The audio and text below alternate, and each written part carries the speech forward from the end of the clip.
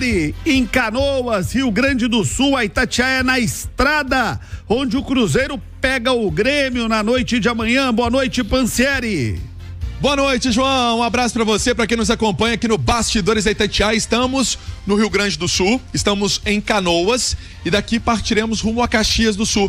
Mais ou menos 115 quilômetros aqui de Canoas. Vale destacar que ainda há essa dinâmica, né, por conta da tragédia ambiental que aconteceu e toda aquela chuva aqui da região e vários desabrigados, né, a água que não baixava do Rio Guaíba. O que acontece? Nós descemos aqui, vamos pra lá e essa é a dinâmica de várias pessoas que chegam no Rio Grande do Sul, né? Temos a Mauri aqui que contou essas histórias e essa tragédia. Nosso Mardélio também veio pra cá fazer várias pautas pra nossa Itatiaia, mas essa é uma dinâmica que acontece e sobrevoando a região ainda, o local tá muito feio, né? É muito lixo, muito entulho, muito lugar ainda com água empoçada. É uma realidade difícil que o povo gaúcho ainda sofre por conta dessa chuva. Então, por isso que nós descemos aqui em Canoas e vamos partir para Caxias do Sul para esse duelo no Estádio Centenário às 18h30, confronto contra o Grêmio. O Grêmio ainda não podendo jogar na arena dele, na arena do Tricolor Gaúcho. O bairro Maitá foi um dos também mais atingidos com a chuva aqui na região. Deixa eu trazer o recado agora da Visamundo. Você quer viajar? 3309-9449, tire seu visto com a Visamundo. Você vai viajar com meu amigo Carlos Quintão, vai te ajudar com certeza. E a Visamundo pode te ajudar para você tirar seu visto. Tem escritório em Juiz de Fora, Belo Horizonte, São Paulo, Rio de Janeiro. Tire seu visto com a Visamundo. Sobre o Cruzeiro, a novidade é que o garoto Japa volta a ser relacionado. O Cruzeiro perdeu o Lucas Silva suspenso com o terceiro cartão amarelo e perdeu o Marlon. O Marlon tá com um problema no ombro, né? No ombro, na altura do peito, enfim. Vai ficar uns 2 jogos parado e com certeza são baixas importantes nessa equipe do Seabra, João.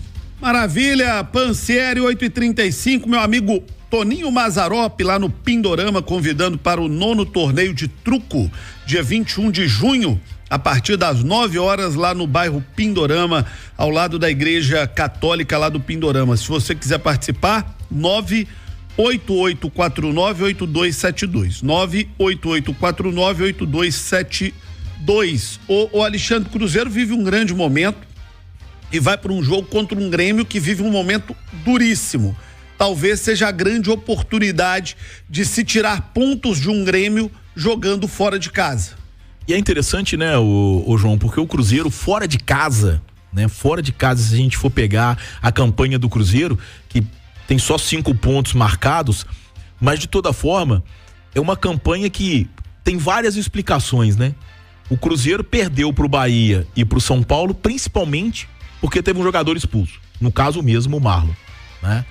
O Cruzeiro perdeu pro Flamengo, que bobeou ali numa bola parada, no final do jogo o Fabrício Bruno faz aquele gol de cabeça, um jogo que tava o Cruzeiro inclusive jogando melhor do que o Flamengo. Talvez, o futebol tem dessas curiosidades, o Edu Panzi fala muito disso, né? Eu gosto muito dessa leitura do Edu, que às vezes o mais importante no futebol não é só analisar se ganhou ou perdeu, é analisar como o time jogou. Isso. Muitas vezes o time joga bem e perde, mas que é o indício que ali na frente vai ganhar. Exato. Outras vezes você tá ganhando ali sem convencer e daqui a pouquinho começa a perder. Esse jogo contra o Flamengo talvez tenha sido um dos melhores jogos do Cruzeiro no ano. Sim. Porque é contra o Flamengo, contra a força do Flamengo, e que o Cruzeiro jogou de igual para igual com o Flamengo. E que conseguiu reverter uma situação ruim, né? Porque saiu perdendo, o Flamengo chegou a dominar o jogo em determinado momento, o Cruzeiro tomou o domínio do jogo nos 15 minutos finais do primeiro tempo, empatou com aquele golaço do Matheus Pereira e vinha melhor no jogo até o Flamengo fazer esse gol de bola parada. Inclusive, João, bola parada, o jogo aéreo, a jogada aérea salvou o Flamengo nesse período de Copa América em que ele perdeu os jogadores. Olha só, ele empatou com o Atlético do Paraná no último minuto com gol de cabeça. Ele ganhou do Bahia no último minuto com gol de cabeça. Ele ganhou do Cruzeiro com gol de cabeça. Na Arena MRV contra o Atlético, ele abriu o placar com um gol de jogada aérea, né? Por mais que não tenha sido de cabeça, uma bola longa na área do Luiz Araújo, que o Bruno Henrique chega e faz o gol. Ele empatou com o Cuiabá na última rodada com gol de cabeça do Pedro. Todos os pontos do Flamengo foram conquistados, construídos em jogadas de bola aérea. E é um time de uma estatura muito elevada, esse time do Flamengo. Então, quer dizer, é interessante esse ponto, né? Como o Flamengo foi se salvando muito com essa jogada aérea. Mas de toda forma é isso. Contra o Criciúma, que o Cruzeiro fez um segundo tempo ruim. O primeiro tempo dominou a partida, poderia ter feito 1-0 ou até 2-0, criou oportunidades para isso, aí fez um segundo tempo ruim. Mas, logo de cara, no domingo, se recupera contra o Corinthians, que vive um momento ruim, mas não tem um time ruim. São coisas diferentes também, né? O momento do Corinthians é ruim, mas o time do Corinthians não é ruim. E o Cruzeiro soube dominar o Corinthians, soube construir a sua goleada no Mineirão. E eu tenho a impressão de que, inclusive, esse jogo contra o Corinthians, viu, João, pelos reforços que vão entrar, pode ser considerado aí, pode vir a ser um marco do Cruzeiro nesse Brasileirão, em que não só a imprensa nacional já aponta o Cruzeiro como candidato a brigar por vaga na Libertadores. Dependendo do andar da carruagem, eu acho que pode vir até mais coisa. 8h39 em Belo Horizonte, ao Bastidores pela Itatiaia, KTO.com. A bola tá rolando nos Estados Unidos, tá rolando na Alemanha, nos grandes jogos de seleções da América do Sul e da Europa. E a KTO tem os melhores palpites pra você. Você que tem mais de 18 anos, jogue com responsabilidade. KTO.com, são 8h40 em Belo Horizonte. Ô meu caro Alexandre Simões, quando você fala que pode vir mais o quê? O que dá pra sonhar pro Cruzeiro nesse ano? Olha só, vamos pensar. Ano passado, nesse momento... Sul-Americana? Dá pra sonhar com o time? Não, sim. Eu acho que sem dúvida. Dá pra sonhar. Brasileiro também daria pra sonhar, Alexandre? Ô, João, vai depender muito, sabe por quê? Olha só, quando a gente pega a tabela... demais, não? Não, mas quando a gente pega a tabela do Campeonato Brasileiro, a gente percebe que o Cruzeiro não tá na Copa do Brasil mais. Esses times que estão lá em cima, todos eles estão em Copa do Brasil e Libertadores, e mata-mata. E é desgastante, né? É desgastante. Flamengo, Palmeiras, tirando o Bahia, né? O próprio São Paulo, o Atlético, que seria um adversário. No ano passado, tá? A gente teve um retorno em que aconteceu um achatamento, né? Nesse momento, no Brasileirão do ano passado, o Botafogo estava disparado. Já era praticamente campeão. E não foi. Claro, Flamengo, Palmeiras tem um poderio técnico muito maior do que aquele Botafogo do ano passado. Mas o retorno do Campeonato Brasileiro, historicamente, ele é muito mais difícil. Tá? Ele é muito mais difícil. O Cruzeiro tem 8 pontos a menos do que o líder Flamengo. E um jogo a menos. O jogo a menos não é sinônimo de vitória, até porque é o Internacional no Mineirão.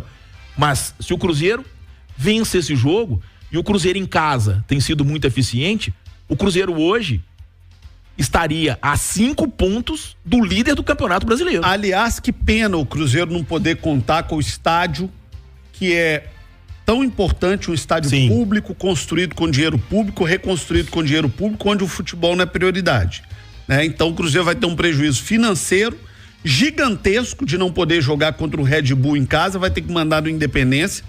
Era jogo para mais de 50 mil pessoas, com certeza absoluta. Provável estreia do Cássio. Além do prejuízo técnico, porque o Cruzeiro está muito bem adaptado ao Mineirão.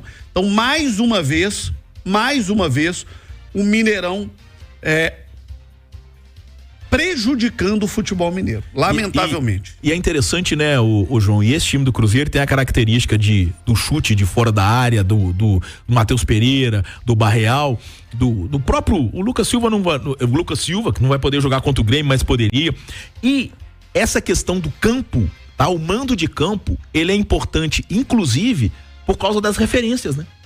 O jogador pega as referências dele no estádio que ele joga. Os jogadores do Cruzeiro, eles não têm as referências do Independência. Sabe? O jogador, às vezes, de olhar alguma coisa, ele tem as marcas dele ali, então, é um prejuízo técnico. Agora, financeiro não dá pra comparar, né? Um estádio em que você colocou quase 60 mil num domingo para um estádio em que você vai pôr 20 mil num outro sábado. E imagina o prejuízo financeiro. Sim. O Cruzeiro vai perder fácil aí uns 2 milhões de reais com uma brincadeira dessa. Sim. Fácil. Infelizmente, a prioridade do Mineirão há muito tempo são os shows e não o nosso futebol, né? 8h43 em Belo Horizonte, Emerson Pansieri, o provável Cruzeiro. Pansieri. Então, João, pra gente passar esse provável Cruzeiro, lembrando que eu disse anteriormente sobre a questão do João voltando à zaga e aí tendo a presença do Japa, né, como opção no banco, enfim, esses problemas do Marlon e do Lucas Silva, eu tô apostando no Cruzeiro com Anderson no gol, o William, Zé Ivaldo, João Marcelo e Kaique na vaga do Marlon. Lucas Romero foi nosso entrevistado ontem no Bastidores, né, um grande papo, grande entrevista. E aí Machado ou Ramiro. Machado pode começar esse jogo? Pode. Ramiro fez uma função um pouco mais parecida com a que faz o Barreal no meio-campo do Cruzeiro recentemente, né? E aí tem a presença do Barreal com o Pereira, Arthur Gomes e Gabriel Veron. Pode ser esse o Cruzeiro para buscar esses 3 pontos e melhorar o retrospecto fora de casa.